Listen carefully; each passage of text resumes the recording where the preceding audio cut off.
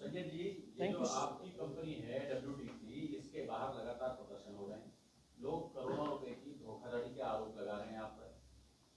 बार बार प्रशासन को सूचित कर रहे हैं कि इनका कोई समझौता नहीं होना चाहिए भूटानी के साथ। ये क्या है? सैकड़ों की तादाद में लोग इकट्ठे हो। देखिए, पहले तो मैं आप लोगों का धन्यवाद करूंगा कि आप लोगों ने अभी तक कस्टमर्स के धरने प्रदर्शन इन सबको कवर किया, सब कुछ है। लेकिन जो कंपनी का आधिकारिक और जो वास्तविकता है उसके सिलसिले में इत्तेफाक से हम तक अभी तक कोई आया नहीं। आज आप लोग आए हैं, आप लोग आए, आपका धन्यवाद कि आप लोगों ने कंपनी का भी व्यू जानना चाहा। तो कुछ बातें ऐसी होती हैं कि मिसाल के तौर पर आपको इसे समझाऊँ कि ये कहना तो बिल्कुल गलत है कि कंपनी ने किसी के साथ धोखा किया। देखिए, धोखा करने में और धोखा देने में और परिस्थितियों के कारण उत्पन्न जो सब होता है, परेशानी आ जाती हैं, उन दोनों में फ़र्क है। ये जहाँ तक धरने प्रदर्शन की बात है, सबका अपना संवैधानिक अधिकार है, उसको बात को कह सकते हैं, सुन सकते हैं, कह सकते हैं। लेकिन हमारा ये मानना है कि किसी भी समस्या का हल आपसी धैर्य से, संयम से और आपसी बातचीत के ज़रिए उसको निकाला जा सकता है। कंपनी और कंपनी के अधिकारी यहाँ पर मौजूद हैं, उनके रिप्रेजेंटेटिव्स भी हैं, कंपनी के अधिकारी भी हैं। मैं भी बैठने आता हूँ, यहाँ लोगों से मिलने के लिए आता हूँ। तो कोई कहीं जा नहीं रहा है, ना ही कंपनी के मालिक कहीं गए हैं, ऑफिस भी यहीं पर है क्लियरिटी के साथ में।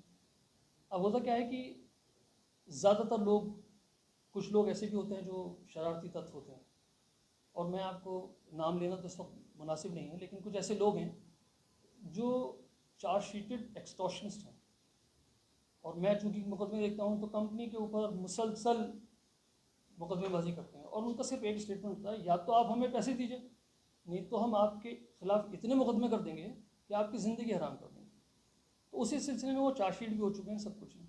ऐसे लोग भी अब यहाँ के लोगों को बहका रहे हैं, भड़का रहे हैं और गलत गलत तरह के इनपुट्स उसको देते हैं। अब जाहिर है, हर एक आदमी की अप्रोच में तो सारे डेटा हो गए रही, उसको कंपनी की वास्तविकता नहीं पता, कंपनी के लोगों का बैकग्राउंड नहीं पता, कंपनी ने कहाँ कहाँ क्या क्या काम किया है। सीधे सच लोग हैं, अपने middle class, lower middle class लोगों से के लोग हैं जिन्होंने अपने निवेश किया है। तो ये सब मसले चल रहे हैं और कंपनी इस चीज़ को एड्रेस कर रही है। फरीदाबाद वाला जो मामला है, ये क्या है? फरीदाबाद वाला मामला ये है कि कंपनी ने एक स्कीम तहत एक स्कीम के तहत लोगों से कहा कि हम, हर एक कंपनी के पास अपनी कुछ ज़मीन है। एक देखिए, कंपनी है WTC Faridabad infrastructure private limited, जिसके पास अपना कुछ लैंड पार्सल है। हमने यहाँ ज़मीनें कुछ ली हैं, और फिर ये हुआ कि अगर इन क्षेत्रों में सेक्टर 111 से लेकर 114 तक, यहाँ आगे भविष्य के हिसाब से अगर यहाँ पे सेक्टर्स वगैरह कटेंगे, जैसे कटे बाद में आए, तो यहाँ पर काफ़ी कुछ मुनाफा हो सकता है, लोगों को फ़ायदा हो सकता है। इसमें लोगों के साथ कोलैबोरेशन एग्रीमेंट हुआ बेसिकली, उसको हम सहभागीदारी एग्रीमेंट के तौर पर कहें। उस तहत में लोगों के साथ कुछ पैसा लिया गया, और ये एक पूरा बिजनेस मॉडल था, सबको क्लैरिटीज के साथ में, ट्रांसपेरेंसी के साथ में पता था। कंपनी ने किसी के साथ भी ज़मीन को बेचने के लिए कोई समझौता नहीं किया। मैं आपको, चूँकि मैं एक लीगल प्रोफेशनल हूँ, मैं इस बात को समझ सकता हूँ। तो जो आप डॉक्यूमेंट्स को जब आप स्टडी करेंगे तो आप देखेंगे कि हमने किसी के साथ भी ज़मीन को बेचने के संबंध में कोई समझौता नहीं किया। हमने कहा कि आप आइए, आप हमारे कोलैबोरेशन पार्टनर बनिए, आप और हम मिलकर, कुछ ज़मीनें हैं, कुछ ज़मीनें और खरीदेंगे, उस ज़मीन को डेवलप करेंगे। मतलब ये जो सौदा था, ये ज़मीन बेचने का सौदा नहीं था, ज़मीन खरीदने का सौदा था। इन्वेस्टर से क्या बोला था आपने हमने खरीदने के टाइम पे कि भैया आप ज़मीन हमारे साथ खरीदें, तो क्या बोला था? क्या आपने कहते हैं समझौता किया, वादा क्या किया था उसके साथ? देखिए, मैं आपको वही बात बताने की कोशिश कर रहा हूँ कि कंपनी ने ज़मीन को बेचने के लिए किसी के साथ कोई एग्रीमेंट नहीं किया। नंबर एक, हमारा लोगों के साथ कोलैबोरेशन एग्रीमेंट है।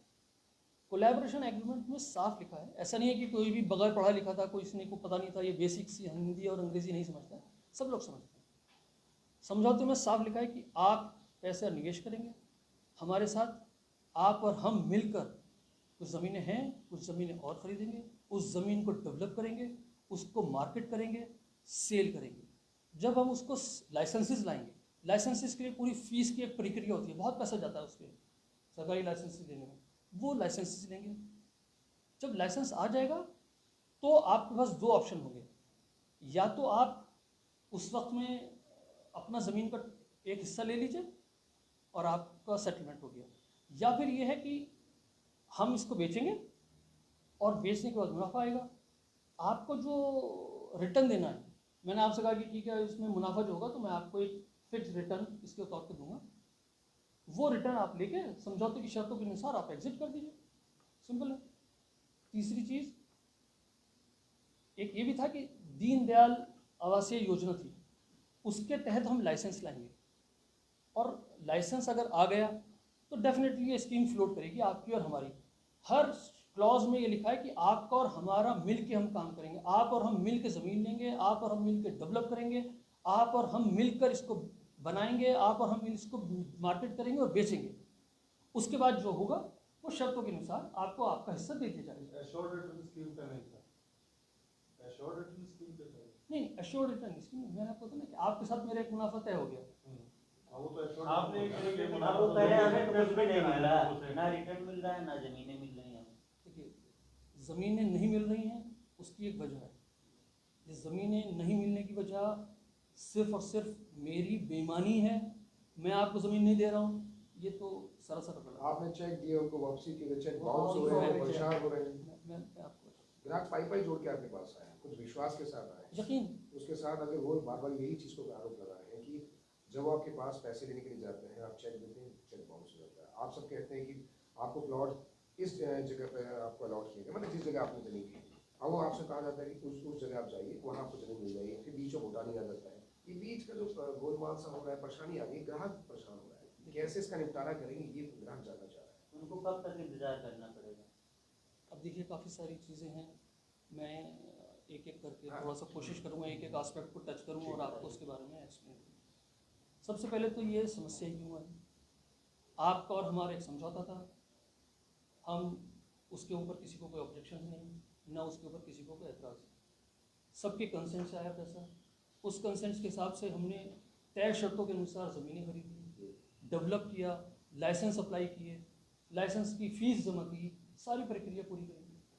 अब अनफॉर्चुनेट रीजंस की वजह से, सरकार की अपनी राजनीतिक कारणों की वजह से या अपनी नीतिगत फैसलों की वजह से, अगर वो चीज़ स्कीम स्क्रैप कर दे सरकार ने दीनदयाल आवासीय योजना को स्क्रैप कर दिया। अब उसमें हुआ क्या, हमने 9 लाइसेंस अप्लाई किए, 9 लाइसेंस में से हमारे पास स्कीम के स्क्रैप होने तक सिर्फ 2 की परमिशन कम्प्लीटली आ पाई, बाकी नहीं आए। अगर वो 9 लाइसेंस आ जाते तो क्या ये समस्या होती? बिल्कुल नहीं होती, सारी चीज़ स्मूथ जा रही थी, बिकते लोगों को प्लॉट्स दे दिए जाते, या फिर उनको ज़मीन को बेच के उनको मुनाफा जो उनके साथ तय था उनको उनका मुनाफा दे के एग्जिट करा दिया जाता, सिंपल था लॉजिक। लेकिन अब वो हो गई। अब चूँकि वो मेरे कोलैबोरेशन पार्टनर हैं, मैं उनके इंटरेस्ट को भी प्रोटेक्ट करता हूँ। मैं आज की डेट में ये नहीं कह सकता कि साहब फ़ायदे के तो आप मेरे पार्टनर हैं, सरकार की नीतियों की वजह से पैदा हुई। मैंने इसलिए कहा कि धोखे में और परिस्थितियों के कारण उत्पन्न समस्या में फ़र्क है, ये नीतिगत फैसला था। अगर ये चीज़ ना होती तो क्यों होते हम, आप भी नहीं होते, हम भी यहाँ नहीं होते, सर लोग भी परेशानी होती। अब देखिए समस्या का समाधान तो निकलेगा ना आपसी बातचीत से। अब अगर आप आपसी बातचीत की बात देखें तो लोगों को एक ट्रस्ट होता है। WTC कोई नंबर 1 WTC कंपनी अपने अंदर में कोई छोटी मोटी कंपनी नहीं है। हम लोग ऑलरेडी इसी ट्रस्ट फैक्टर के बेसिस के ऊपर तकरीबन अभी तक 50 lakh square feet area develop करके डिलीवर कर चुके हैं। अगले 18 महीने के अंदर तकरीबन हम another 20 lakh square feet area deliver करने जा रहे हैं। हमारे मल्टीपल प्रोजेक्ट्स हैं, हम द्वारका एक्सप्रेसवे पर डिलीवर कर चुके हैं, नोएडा में डिलीवर कर चुके हैं, चंडीगढ़ में ऑलमोस्ट कंप्लीट कर चुके हैं। भाजपा सरकार की नीतियों की वजह से जो दिक्कत पैदा होती है आपको, उसकी वजह से कुल कितने निवेशक हैं आपके जो परेशान हैं? देखिए इसमें भाजपा की नीतियों का तो मैं इस नहीं कहूँगा, नहीं मैं, मेरे लिए तो सरकार है। देखिए मैं किसी पार्टी विशेष के लिए मैं किसी के नाम लेके बात करूँ तो मेरे लिए तो मुनासिब नहीं है। हम कारोबारी लोग हैं, हमें किसी पार्टी पक्ष का हमें कोई लेना देना नहीं। हमारे लिए सरकार है, सरकार वो किसी की भी हो, हमारे लिए सरकार है। सरकार अपने फैसले लेती है, कोई हमारे इंटरेस्ट को देख के तो नहीं लेना, वो तो राज्य के राजस्व के बहुत सारे परिप्रेक्ष्य होते हैं, नीतिगत फैसले होते हैं बड़े बड़े, उसकी वजह से उन्होंने फैसला लिया। कितने जब उन्होंने लॉन्च की थी तब कोई ना कोई उद्देश्य रहा होगा, जब उन्होंने स्क्रैप किया उसको तो भी कोई ना कोई उद्देश्य रहा होगा। कितने निवेशक कितने इन्वेस्टर हैं जिसको आपने अभी तक निपटा दिया है, उनका सॉल्यूशन दे दिया है, या बच्चे हैं उनके लिए? बिल्कुल। अब मैं एक बात बताता हूँ आपको। देखिए, हमारे पास तकरीबन 2200 के करीब लोग थे जिन्होंने हमारे साथ समझौता किया था। अब अमाउंट कितना आ गया होगा इससे? 2200 लोग। नहीं, मैं अमाउंट का तो अभी एक्चुअली फिगर मेरे पास इस वक्त नहीं है ना, मैंने उसको लमसम तो calculate होगा। किया। तो मैं आपको बस एक बता देता हूँ, एक बेसिक सी बात बता देता हूँ, तो आपको उसी से अंदाजा हो जाएगा कि हम कहाँ तक उसमें कामयाब हो गए हैं। जी जी। सभी लोग जो किसी के बहकावे में नहीं हैं और शांतिपूर्ण ढंग से समझौते की बात करते हैं। अब आज एक परिस्थिति उत्पन्न हो गई, तो या तो इस एक्सीडेंट के ऊपर आप रोते रहें वहीं खड़े हुए, या फिर ये है कि आप उसमें फ़ौरन जाएं, फर्स्ट एड लें और इसका इलाज कराएं। तो जो लोग पॉजिटिव अप्रोच के साथ आते हैं उनको वो सॉल्यूशंस मिल भी रहा है। यहाँ सारी टीम बैठी है, डिस्कस्ड हो रहा है। अब देखिए, हमारे पास 2 लाइसेंसेस थे दीनदयाल में जो हमने लिए, उसमें अब आप फिगर काउंट कर लीजिएगा, 2200 के करीब मैंने टोटल निवेशक बताए थे अपने कोलैबोरेटर पार्टनर्स। उसमें से 262 लोगों को तो मैं दीनदयाल आवासीय योजना के अंदर जो मेरे पास लाइसेंस थे उसमें उनको प्लॉट्स अलॉट कर चुका हूँ, और उसी रेट पे किया है। ये नहीं, हालांकि मार्केट का रेट वहाँ बहुत बढ़ चुका था, लेकिन हमारी नीयत कोई उन लोगों से, जब उन्होंने कहा कि साहब हम ही रखेंगे इसको, तो हमने कहा ठीक है आप रख लो, क्योंकि पहला प्रेफरेंस उन्हीं को देना था। पहला प्रेफरेंस उन्हीं का था कि आप इसको रखना चाहेंगे तो आप रख लीजिए, और अगर आप नहीं रखना चाहते हैं तो हम इसको मार्केट प्राइस में बेच के आपके साथ जो तय शर्तें हैं उसके हिसाब से आपको पेमेंट कर देंगे। 262 लोग तो ये हो गए। फिर जब ये स्कीम स्क्रैप हो गई तो कुछ और स्कीम्स आई, एक NILP करके आई और एक अफोर्डेबल हाउसिंग के लिए आई। हमने कहा लोगों को ज़मीन चाहिए, प्रोजेक्ट तो लाना है, ज़मीनें हैं, इकट्ठी हो चुकी हैं, पैसा सारा उसमें लग चुका है। समिति लोग ये भी कह रहे हैं कि आपने जमीन कोई और दिखाई थी और दे कोई और नहीं, ये तो बेबुनियाद। मैं भूटान का क्या रोल है सर? मैं आपको एक फिगर ये कंप्लीट कर दूं तो मेरे ख्याल से आपको बहुत समझ में आ जाएगा कि मैं 75% ऑलमोस्ट रिजॉल्व कर चुका हूँ इशूज़ को। चंद लोग रह गए हैं, उनका भी ये रिजोल्यूशंस अगले 3-4 महीने के अंदर एमिकेबली हो सकता है। अब बिना वजह के अंदर कुछ किसी के बहकावे के अंदर 40-50 लोग अपना करते रहते हैं, तो मैं उसके लिए कुछ नहीं कर सकता, उनका अपना ऑप्शन है जो चाहें। 262 लोगों को मैंने दीनदयाल में दिया, 130 लोगों के करीब मैंने NILPL के अंदर जो मैंने प्रोजेक्ट अप्लाई किया, लाइसेंस अप्लाई किया, मुझे उम्मीद है कि उसकी परमिशन बड़ी जल्दी आ जाएगी, लेकिन मैंने उनको 130 लोगों को वहाँ एकोमोडेट कर दिया प्लॉट्स के लिए। कुछ मेरे पास अलग अलग छोटे छोटे टुकड़े पड़े होते हैं लैंड्स पार्सल्स के, एग्रीकल्चर लैंड्स या वैसे ही, तो कुछ लोगों ने कहा साहब आप कुछ नहीं तो हमें यहाँ दे दीजिए, हमें तो ऑप्शन देना है, हमें तो ज़मीन को बेच के प्रॉफिट वाला मसला नहीं। हमने उनमें तकरीबन 44 लोगों को मैंने उनको ज़मीन दे दी। इसी तरह से कुछ लोग जो लाइसेंस्ड प्रोजेक्ट थे उसमें 3 लोगों को तकरीबन मैंने, रिटेल शॉप्स हैं वहाँ पर, उनके प्रोविजंस हैं, तो 3 लोगों ने उस ऑप्शन को चुना तो वो चले गए। अभी तक कैश रिफंड की अगर मैं बात करूँ तो 246 लोग ऐसे हैं जिनको मैं कंप्लीट अमाउंट रिफंड कर चुका हूँ। देखिए, मेरे लिए इन डिफ़िकल्ट परिस्थितियों में सबको एक साथ पैसा दे देना अगर पॉसिबल होता तो मैं दे चुका होता। कंपनी इस बात को दे चुकी, कंपनी क्यों रखेगी, बिना मुझे के अंदर इंटरेस्ट की अमाउंट बढ़ाएगी और अपनी सरदर्दी मोल लेगी और बदनामी कराएगी। 35 लोग अभी ऐसे हैं जिनको क्रमबद्ध तरीके के अंदर पैसा दिया जा रहा है, उनकी EMIs बंधी हुई हैं, उनके साथ डिस्कस्ड हुआ है, सेटल्ड हुआ है अमाउंट, उनके बाद उनको 35 लोगों को वहाँ दिया जा रहा है। अब भूटानी इंफ्रा, भूटान का क्या रोल है? अब इसमें एक बात और बता दूं, अब जब लोगों को प्रोजेक्ट्स तो देना था तो हमने अलग अलग डेवलपर्स के साथ में भी टाई अप किया। इसी बीच के अंदर भूटानी इंफ्रा के हमारा इक्विटी बेस्ड शेयर धारक के हिसाब से हमारे यहाँ उसमें पार्टनरशिप उनकी आई, वो हमारी कंपनी के WTC नोडा डेवलपमेंट कंपनी के शेयर होल्डिंग कंपनी के 51% के स्टेक होल्डर बने। वो बेसिकली मेन प्रोजेक्ट कंपनी है। WDC डेवलपमेंट फंड, उसी के अंडर ये सारी कंपनीज आती हैं, सारी कंपनीज के प्रोजेक्ट्स आते हैं। तो उनका हिस्सेदारी और उनका इन्वॉल्वमेंट इन सारे प्रोजेक्ट्स के अंदर बाय डिफ़ॉल्ट आ गया, क्योंकि वो एक मेन कंपनी के आर्टिस्ट हैं। अब उनके आने से डेफिनेटली हमें तो बहुत फ़र्क हुआ और फ़ायदा हुआ।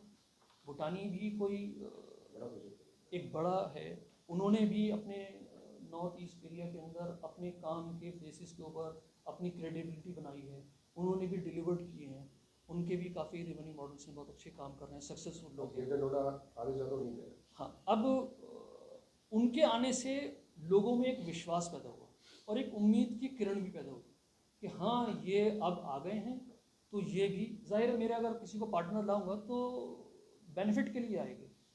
उनके आने से लोगों के अंदर एक उम्मीद की किरण जागी है और उस उम्मीद की किरण की वजह से ही उन्होंने भी बहुत पूरी हेल्प कर रहे हैं। ज़्यादातर लोगों को उन्होंने भी ऑप्शंस दिया कि भाई अगर आप यहाँ नहीं ले सकते हैं तो क्या जो मेरे पास डिलीवर्ड प्रोजेक्ट हैं, OC आ चुकी है, डिलीवर्ड प्रोजेक्ट्स हैं, अगर आप चाहें तो वहाँ माइग्रेट कर जाइए। आपको अगर इन्वेस्टमेंट ही रखना है तो वहाँ भी ले सकते हैं आप। या सर, ग्राहक जो आपके इन्वेस्टर है वो जो बार बार आरोप ये लगा रहे थे कि जब WTC से उन्होंने कॉन्ट्रैक्ट मतलब आपसे जी एग्रीमेंट साइन किया, जब आपसे इशू क्रिएट हुआ, आपने कहा भूटानी के पास, भूटानी वाले के पास जाते हैं, वो कहते हैं WTC के पास है। वो इसी बीच का तो जो चक्कर लग रहा है वो सोल्यूशन नहीं हो पा रहा, वो वही सोल्यूशन आप कब तक करेंगे? पहला सवाल। दूसरा, अगर आप उनके पैसे रिफंड करते हैं, क्या इंटरेस्ट के साथ देंगे या सिर्फ कहते हैं मूल दे रहे हैं, ब्याज आपने रख लिया, वो जो अभी तक इन्होंने वेट किया है पूरा पैसा रिफंड होगा, ब्याज के साथ करेंगे? मेरे दो सवाल। देखिए, भूटानी भी दोहरा रहा है वही बात बार-बार आरोप लगा रहे हैं। देखिए इधर आप, इधर वो। देखिए मैं पहली बात तो इस बात को कम्प्लीटली डिनाई करूँगा कि WDC बोलता है कि भूटानी के पास जाओ, भूटानी देगा, भूटानी बोलता है WDC के पास जाओ।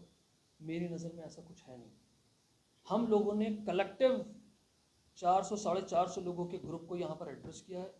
भूटानी के सीनियर मोस्ट एग्जीक्यूटिव रोहित साहब, रोहित नाम है शुरू, रोहित जी आए, उन्होंने बैठे यहाँ पर वन बात करी, उन्होंने हम लोगों के साथ में बात करी, उनके साथ में ग्रुप के लीडर्स को सारी विजिट्स कराई गई, प्रोजेक्ट्स दिखाए गए कि भाई आप आइए देखिए ना, एक ये कि मैं नोएडा में आपको एक ज़मीन दे दूंगा या आपको डिलीवर्ड प्रोजेक्ट दे दूंगा, ऐसे नहीं, आप चलिए, साथ में चलिए, बैठिए, देखिए, अपनी आंखों से टच एंड फील्स करके देखिए। तो उन्होंने किया।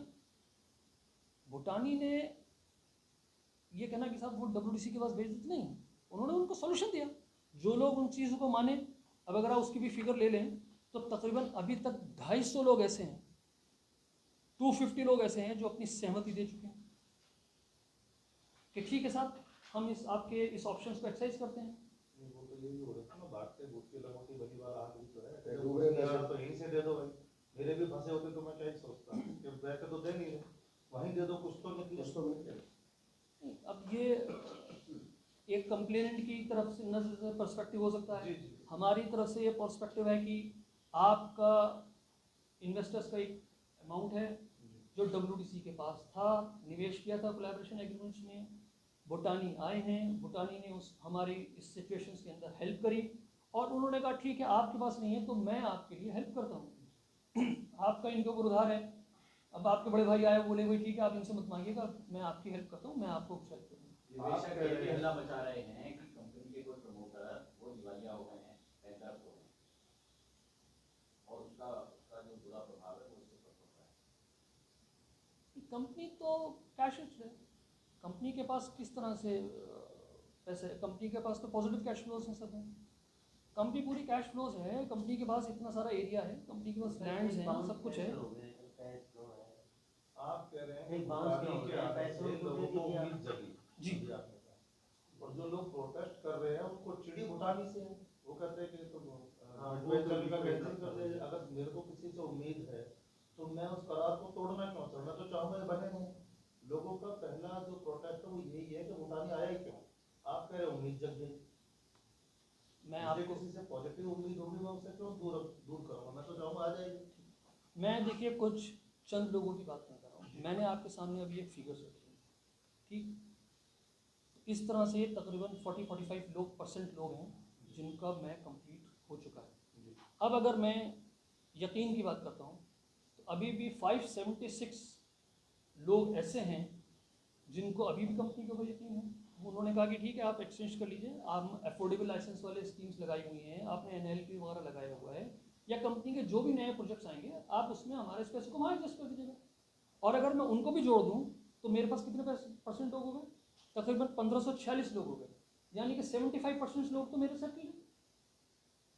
आप समझे मेरी बात? हाँ नहीं, मैं भरोसे की बात कर रहा हूँ। अब अगर मैं 75% लोगों में से 45-46% लोगों को कम्प्लीटली सेटल कर चुका हूँ, 500-550 लोग ऐसे हैं जो मेरे पर अभी भी विश्वास रखे हैं, उन सबको अगर मैं जोड़ता हूँ तो 75% के करीब लोग हैं जो आज भी किसी ना किसी तरह के ऑप्शंस के ऊपर, वैकल्प के ऊपर आप कह रहे हैं। हैं कि निवेशक है, अब रहे चंद लोगों की बात, तो देखिए किसी का निवेश है, वो उसको जिस तरह से चाहे वैसे प्रोजेक्ट करेगा। आज उसका पैसा, उसके हिसाब से जो सॉल्यूशन उसको चाहिए वो सॉल्यूशन मेरे पास इमीडिएट रिफंड का अभी नहीं है, ठीक है ना। इसीलिए वो ये कहते हैं कि साहब या तो आप हमें इमीडिएट रिफंड दीजिए, नहीं तो फिर आप इसका मतलब चोर हैं। अब हम कहते हैं कि देखिए कितने महीने का टाइम आप देना चाहते हैं? नहीं, मुझे जहाँ तक संभावना है कि अभी जो बच्चे हुए निवेशक हैं, एक सवाल, कितने महीने का टाइम देना चाहते हैं? अगर उनका पैसा वो मांगते हैं तो क्या इंटरेस्ट के साथ आप वापस करेंगे, या सिर्फ वही है कि जिन्होंने अगर 10 लाख दिए तो 10 लाख करेंगे, उसका इंटरेस्ट करेंगे? कितने महीने का आप टाइम मांगना चाह रहे हैं कि मिल जाए? नहीं, ये तो अभी 3-4 महीने तो तकरीबन हमें यहाँ की सारी परिस्थितियों के अंदर लगेंगे। जैसे हमारे लाइसेंसेस आने की उम्मीद है तो अगले 3-4 महीने के अंदर हमारे लाइसेंस भी आने हो जाएंगे। जब वो लाइसेंसेस आ जाएंगे तो फिर किसी की कोई शिकायत भी नहीं रहेगी मेरे को। और आप जो ये पैसे की बात कर रहे हैं, डिमांड की बात कर रहे हैं, सबको मालूम है कि वहाँ के ज़मीन का रेट कहीं का कहीं पहुँच चुका है, आसमान छू चुका है। तो वो मेरे से रिफंड नहीं मांगेगा, उस वक्त वो मुझसे रिक्वेस्ट करेगा कि साहब मुझे तो आप इन्हीं स्कीम में एडजस्ट कर दो। फिर वो 1-on-1 के अंदर आके सेटलमेंट करना चाहेंगे मेरे से। आज तो ग्रुप में बाहर उधरबाजी करते हैं, लेकिन बाद में वो 1-on-1 में रिक्वेस्ट करते हैं। मैंने देखा है बहुत लोगों को बाहर में ग्रुप्स में करते हैं, या ग्रुप्स में आते हैं लोग बाग। आपको मैं बताऊं कि इतने लोग उसमें से ऐसे होते हैं जिनको मैं ऑलरेडी रिफंड कर चुका हूं, जिनके सेटलमेंट्स हो चुके हैं, जिन्होंने एग्री कर चुके हैं, लेकिन फिर भी आते हैं यहाँ पे। हाँ, अब हम उसमें क्या कह सकते हैं, किसी के लिए आपकी मर्जी है, आप जहाँ चाहें। ये 3-4 महीने का वक्त है, इसी बीच के अंदर ये सॉल्यूशन भी मिलेगा। देखिए 75% लोगों को अगर मैं आज की डेट में कर पाया हूँ अभी तक, और अब उम्मीद है कि मुझे 4-5 महीने के अंदर ये भी सेटल हो जाएंगे कंप्लीट। जी, निवेशक से क्या अपील करना चाह रहे हैं? मैं ये चाहता हूँ और मैं कंपनी की तरफ से यही उम्मीद करूँगा और उनसे अपील करूँगा कि देखिए बाकी लोगों की तरह आप लोग भी थोड़ा सा धैर्य और संयम से काम लें। कंपनी यहाँ मौजूद है, कंपनी के अधिकारी मौजूद हैं, कंपनी के मालिक लोग मौजूद हैं, कहीं कोई विदेश नहीं भाग गया, ठीक। कंपनी की ज़मीनें यहाँ मौजूद हैं, आप थोड़ा सा संयम दें। हम परिस्थितियों के लिए कोशिश कर रहे हैं। हमने अलग अलग लोगों के जाके, कुछ लोगों का उम्मीद ये था कि ज़मीन के बदले ज़मीन ही चाहिए, तो हमने उस ऑप्शन को भी एक्सरसाइज किया। इसमें जोड़ता हूं, उन लोगों की डिमांड ये भी है कि जो रिफंड के लिए हमें चेक जारी किए गए उनका भुगतान भी कंपनी ने रोक दिया। देखिए बात पैसे के वापसी की है, ठीक। पैसे के वापसी के लिए मैं सभी लोगों को एक साथ पैसा नहीं दे पा रहा।